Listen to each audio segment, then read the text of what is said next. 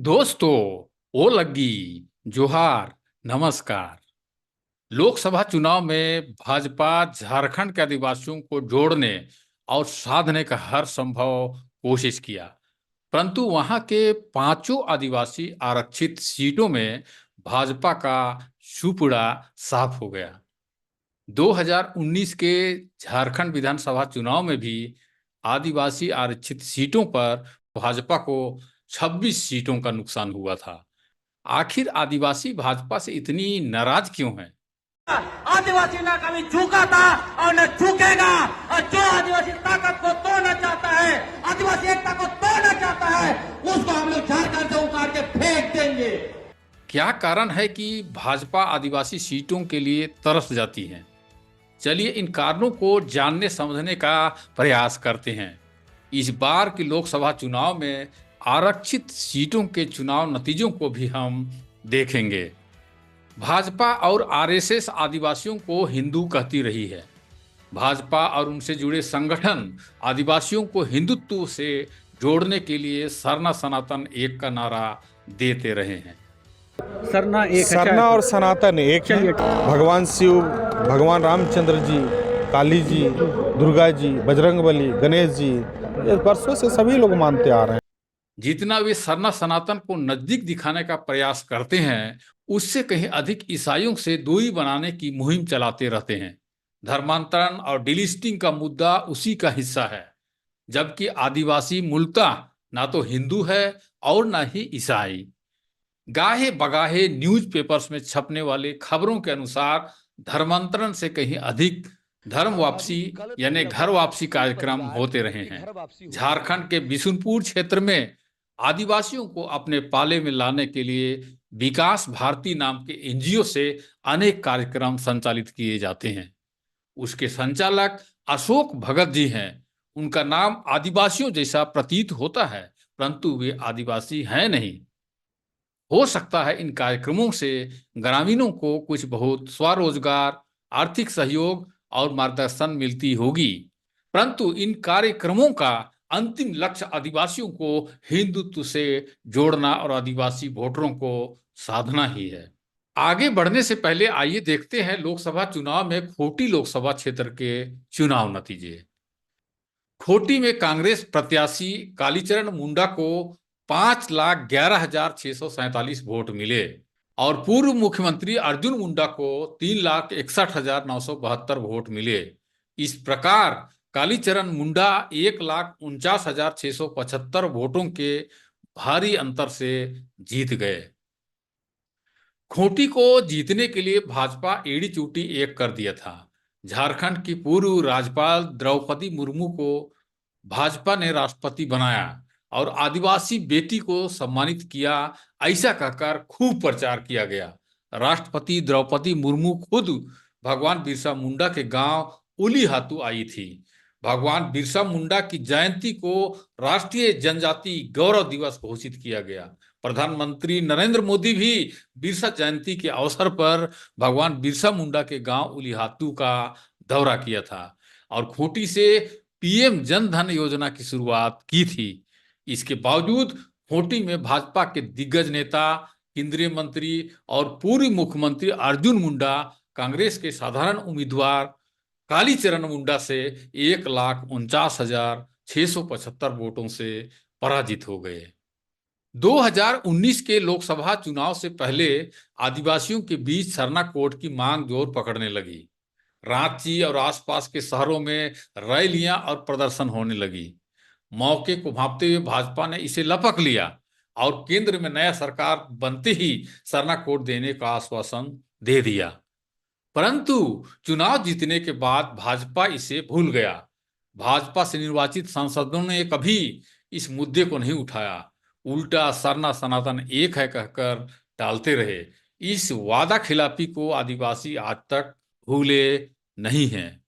आइए आगे बढ़ने से पहले हम चाईबासा के सिंहभूम लोकसभा क्षेत्र के चुनाव नतीजों पर एक नजर डालते हैं। यहाँ झारखंड मुक्ति मोर्चा के जोबा मांझी को 5,20,164 वोट मिले। भाजपा उम्मीदवार गीता कोड़ा को 3,51,762 वोट मिले। इस प्रकार यहां से भाजपा प्रत्याशी गीता कोड़ा को 1,68,402 वोटों से जोबा मांझी ने पराजित कर दिया। सिंहभूम सीट के लिए भाजपा ने गीता कोड़ा को कांग्रेस से लाकर अपना प्रत्याशी बनाया था, परंतु हो और संथाल आदिवासियों ने अवसरवादी नेता गीता कोड़ा को सबक सिखाने की ठान ली थी और इंडिया गठबंधन को भारी मतों से जीता दिया। 28 दिसंबर 2014 को भाजपा की पूर्ण बहुमत वाली झारखंड सरकार में रघुवर दास मुख्यमंत्री बने। 5 वर्ष के अपने कार्यकाल में उन्होंने कई आदिवासी विरोधी काम किए। सरना और ईसाई आदिवासियों के बीच धर्मांतरण के मुद्दों को उछालकर दरारें पैदा करते रहे। वे सीधे कहते थे, धर्मांतरण करने वालों को होटवार जेल भेजेंगे, धर्मांतरित आदिवासियों का जाति प्रमाण पत्र निरस्त करेंगे। रघुवर दास के ऐसे फरमान से ईसाई आदिवासियों में अपने अस्तित्व को लेकर भय उत्पन्न हो गया था। आदिवासी भाजपा की विभाजनकारी नीति को समझ गया था। रघुवर दास के कार्यकाल में ही उद्योग और विकास को बढ़ावा देने के लिए लैंड बैंक की योजना बनाई गई। इसके अनुसार परती जमीनों और आदिवासियों के कब्जे वाली जमीनों को लैंड बैंक के लिए छीन लिया गया। यहां तक कि कई सरना स्थलों और मसना को भी लैंड बैंक में शामिल कर लिया गया। कई आदिवासियों की जमीनें सरकारी मुआवजा पर लैंड बैंक के लिए अधिग्रहित कर लिया गया। आदिवासियों के जमीनों को अधिग्रहण करने में सीएनटी और एसपीटी एक्ट आड़े आ रहा था, क्योंकि यह आदिवासियों की जमीनों को सुरक्षा प्रदान करने के लिए बनाया गया था। अतः तत्कालीन मुख्यमंत्री रघुवर दास ने इन दोनों एक्ट को संशोधन कर जमीन अधिग्रहण को आसान बनाना चाहता था। इसके लिए विधानसभा में संशोधन बिल पास कराकर राज्यपाल के पास स्वीकृति के लिए भेजा गया। इस कदम से आदिवासी बहुत आक्रोशित हुए और भारी आंदोलन छिड़ गया। रघुवर दास के इस कदम के विरोध में सरना और ईसाई सभी आदिवासी एकजुट हो गए। उधर तत्कालीन राज्यपाल द्रौपदी मुर्मू ने संशोधन से आदिवासियों को होने वाले लाभ पर सवाल खड़ा करके फाइल वापस कर दिया। यानी कि द्रौपदी मुर्मू ने यह जानना चाहा कि इस संशोधन से आदिवासियों को क्या लाभ होगा। आदिवासियों में भारी आक्रोश और एकता को देखते हुए रघुवर सरकार ने दोबारा राज्यपाल के पास फाइल भेजने का साहस नहीं जुटा सका और संशोधन बिल निरस्त कर दिया गया। यह आदिवासियों की जमीन बचाने को लेकर बहुत बड़ी विजय थी। अब आइए देखते हैं लोहरदगा लोकसभा क्षेत्र का चुनाव परिणाम। लोहरदगा से कांग्रेस प्रत्याशी सुखदेव भगत को 4,83,038 वोट मिले और भाजपा प्रत्याशी समीर उरांव को 3,43,900 वोट प्राप्त हुए। इस प्रकार सुखदेव भगत ने 1,39,138 वोटों के अंतर से चुनाव जीत गए। समीर उरांव राज्यसभा सांसद रहते हुए आदिवासी मुद्दों के बजाय हिंदुत्व का प्रचार करते नजर आए। हनुमान चालीसा में कहा गया है, सूक्ष्म रूप धरि सियहि दिखावा, विकट रूप धरि लंका जरावा। हनुमान जब दुश्मन के लंका में गए तो लंका को भी जला दिए। सुखदेव भगत कई बार विधायक रह चुके थे और दिल्ली विश्वविद्यालय से एमफिल किए हुए हैं। बैंक और प्रशासनिक पद में काम कर चुके हैं। इस लिहाज से सुखदेव भगत सबसे योग्य उम्मीदवार थे। लोहरदगा में चमरा लिंडा धाकड़ निर्दलीय उम्मीदवार थे। उन्हें जमीनी नेता माना जाता है। वे बिशुनपुर से 2 बार विधायक निर्वाचित हुए हैं। अतः उन्होंने विधायक फंड से अखड़ा, धुमकुड़िया और कई प्राइमरी स्कूल गांव में खोले। इसलिए ग्रामीणों के बीच उनकी अच्छी पैठ बन गई है।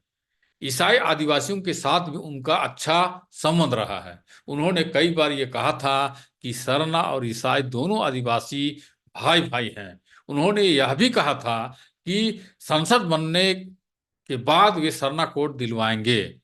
लोहरदगा सीट में चमरा लिंडा के उतरने से लोगों को लगने लगा था कि अब कांग्रेस के हाथ से यह सीट गई। वोट बंटवारा की पूरी संभावना व्यक्त की जा रही थी। ऐसे में भाजपा का जीत तय माना जा रहा था, परंतु आदिवासियों में संविधान, जल, जंगल, जमीन और सरना कोड के मुद्दों के सामने चमरा लिंडा फैक्टर फीका पड़ गया, क्योंकि इन मुद्दों को एक राष्ट्रीय पार्टी सुलझा सकती है। अतः आदिवासियों ने चमरा लिंडा के बजाय कांग्रेस उम्मीदवार सुखदेव भगत को वोट देना उचित समझा। उधर मुस्लिम व ईसाई आदिवासियों ने भी एकजुटता दिखाई और लोहरदगा सीट से सुखदेव भगत को ही वोट किया। चमरा लिंडा को केवल 45,998 वोट प्राप्त हुए। सुखदेव भगत को मिले भारी मतों के आगे चमरा लिंडा का वोट टिक नहीं सका। लोहरदगा सीट को भाजपा 2009 से ही लगातार जीत रही थी, परंतु इस बार भाजपा का मजबूत किला चरमरा कर ढह गया। आदिवासियों में पत्थलगड़ी करने की परंपरा रही है। झारखंड और छत्तीसगढ़ के जसपुर क्षेत्रों में पत्थलगड़ी आंदोलन जोर पकड़ रहा था। ग्रामीण गांव के सीमा में पत्थलगड़ी करके 5वीं अनुसूची के धाराओं को उसमें लिख देते थे। छत्तीसगढ़ और झारखंड दोनों राज्यों में भाजपा का शासन था।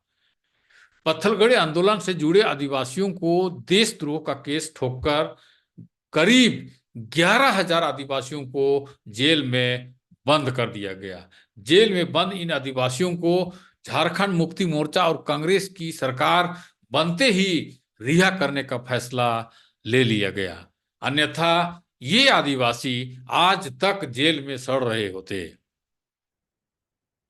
अब आइए दुमका लोकसभा क्षेत्र के चुनाव नतीजों पर एक नजर डालते हैं।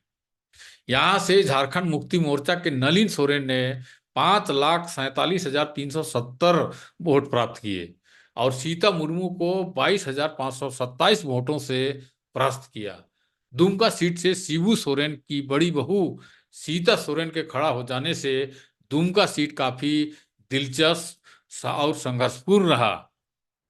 यहां नलिन सोरेन बहुत कम मतों के अंतर से चुनाव जीत सके। छत्तीसगढ़ के विगत विधानसभा चुनाव से पहले भाजपा और जनजाति सुरक्षा मंच ने डिलिस्टिंग आंदोलन का एक प्रयोग किया। इसमें मुस्लिम और ईसाई आदिवासियों को आरक्षण से हटाने की मांग की गई, जबकि हिंदू आदिवासियों को हटाने की मांग नहीं थी। यह मांग दिखने में तो मुस्लिम और ईसाई आदिवासियों के खिलाफ लगती है, परंतु यह समस्त आदिवासियों के लिए घातक है, क्योंकि आदिवासियों की जनसंख्या के आधार पर ही परिसीमन, 5वीं अनुसूची, आरक्षण और अन्य लाभ निर्धारित होते हैं। छत्तीसगढ़ के अधिकतर आदिवासी, विशेषकर उरांव आदिवासी, भाजपा नेता, पूर्व मंत्री और वर्तमान जनजाति सुरक्षा मंच के संरक्षक श्री गणेश राम भगत के निरंतर अभियानों से प्रभावित रहे हैं। वे खुद को हिंदू ही मानते हैं और हिंदू उरांव या हिंदू आदिवासी वगैरह कहते हैं। भाजपा की रणनीति डिलिस्टिंग आंदोलन के जरिए आदिवासियों और हिंदू वोटरों को साधने की रही है। इसमें वे सफल भी रहे और छत्तीसगढ़ में भाजपा सरकार स्थापित करने में कामयाब हो गए। इस प्रयोग को भाजपा लोकसभा चुनाव से पहले झारखंड में भी दोहराना चाहती थी। इस रणनीति के अनुसार 25 दिसंबर 2023 को क्रिसमस के दिन ही मोरहाबादी मैदान रांची में डिलिस्टिंग रैली का आयोजन किया गया। भाजपा सरना और ईसाई आदिवासियों में फूट डालकर वोटों का ध्रुवीकरण करना चाहती थी। झारखंड के आदिवासी भाजपा की इस चाल को समझ गए और 4 फरवरी 2024 को मोरहाबादी मैदान रांची में डिलिस्टिंग के विरोध में विशाल आदिवासी एकता महारैली का आयोजन किया गया।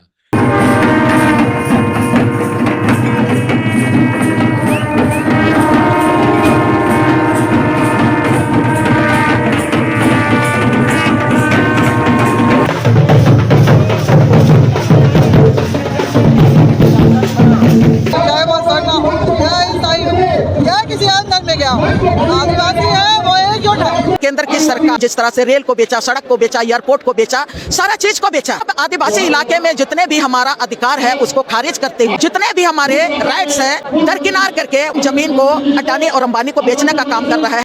आदिवासियों का विशाल जनसैलाब मैदान में उमड़ पड़ा। इस प्रकार भाजपा का प्रयोग झारखंड में विफल हो गया और आदिवासी मुंहतोड़ जवाब देने के मूड में आ गए। यही वजह है कि भाजपा ने चुनाव प्रचार के दौरान कहीं पर भी धर्मांतरण और डिलिस्टिंग के मुद्दों को नहीं उछाला, क्योंकि गांव उल्टा पड़ सकता था। अब बारी है राजमहल लोकसभा चुनाव नतीजों का। राजमहल सीट से झारखंड मुक्ति मोर्चा के विजय कुमार हांसदा ने 6,13,371 वोट हासिल किए। वहीं भाजपा प्रत्याशी ताला मरांडी को 4,35,107 वोट मिले। इस प्रकार विजय कुमार हांसदा ने कुल 1,78,264 वोटों के भारी अंतर से जीत गए। विजय कुमार हांसदा सांसद रहते हुए लोकसभा में मुखरता के साथ आदिवासी मुद्दों को उठाते रहे हैं। उनका चुनाव जीतना तय माना जा रहा था।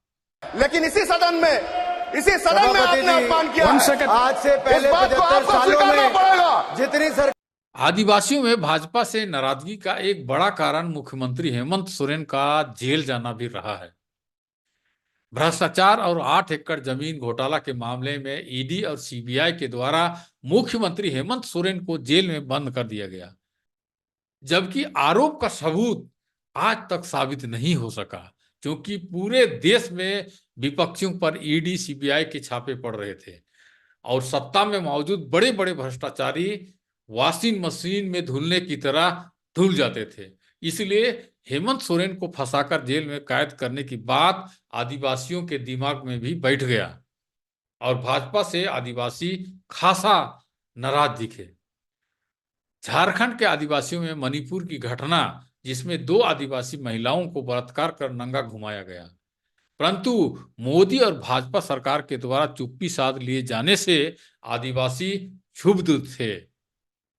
मध्य प्रदेश के सीधी जिले में एक भाजपा नेता के द्वारा आदिवासी युवक के मुंह पर पेशाब करने की घटना भी नाराजगी का कारण बना। इन कारणों के अलावा आम मुद्दे जैसे संविधान बदलना, महंगाई, बेरोजगारी, निजीकरण, जीएसटी और नोटबंदी भी भाजपा से नाराजगी का कारण रहा। आदिवासियों के बीच नाराजगी को दूर करने की भाजपा की सारी कोशिशें बेकार साबित हुई। आदिवासी वोटरों को रिझाने के लिए भाजपा ने बाबूलाल मरांडी की पार्टी झारखंड विकास मोर्चा का विलय भाजपा में कराया। पहले उन्हें भाजपा विधायक दल का नेता बनाया, उसके बाद भाजपा प्रदेश अध्यक्ष बनाया, परंतु बाबूलाल मरांडी आदिवासी वोटरों को जोड़ने में नाकाम रहे। उधर कांग्रेस से गीता कोड़ा और झारखंड मुक्ति मोर्चा से सीता सोरेन को भाजपा में शामिल कराकर चुनाव लड़ने का दांव भी उल्टा पड़ गया। साल 2019 में आदिवासी आरक्षित खूंटी और लोहरदगा में जीत दर्ज करने वाली भाजपा इस बार 5 आरक्षित सीटों से चुनाव हार गई। संथाल परगना में बांग्लादेशी घुसपैठ व आदिवासी आबादी में डेमोग्राफी बदलने की चर्चा प्रत्येक जनसभा में प्रधानमंत्री नरेंद्र मोदी ने की थी। आदिवासियों की जमीन हड़पने को लेकर लैंड जिहाद को खूब उछाला गया, लेकिन ये सभी मुद्दे गौण साबित हुए। झारखंड के सभी आदिवासी आरक्षित सीटों से भाजपा का सफाया हो गया। झारखंड में आदिवासियों ने भाजपा से दूरी बना ली है। इसका वजह आप लोगों ने देखा कि किस प्रकार आदिवासियों के साथ भाजपा ने वादा खिलाफी किया और सरना कोड मुद्दे पर 5 सालों तक खामोश बैठा रहा। भाजपा शासनकाल में आदिवासियों की जल जंगल जमीन की लूट लैंड बैंक और विकास के नाम पर किया गया। आदिवासियों पर देशद्रोह जैसे मुकदमा लगाए गए और भेड़ बकरियों की तरह जेल में बंद कर दिया गया। आने वाले दिनों में झारखंड में विधानसभा चुनाव होने हैं। क्या भाजपा आदिवासियों के प्रति अपना रवैया बदलेगा? अगर नहीं तो फिर से विधानसभा चुनाव में आदिवासी भाजपा से दूरी बना लेंगे और इसी तरह सबक सिखाएंगे। इसके बारे में आपकी क्या राय है? कमेंट करके जरूर बताइएगा। ओ लग्गी, जोहार, नमस्कार।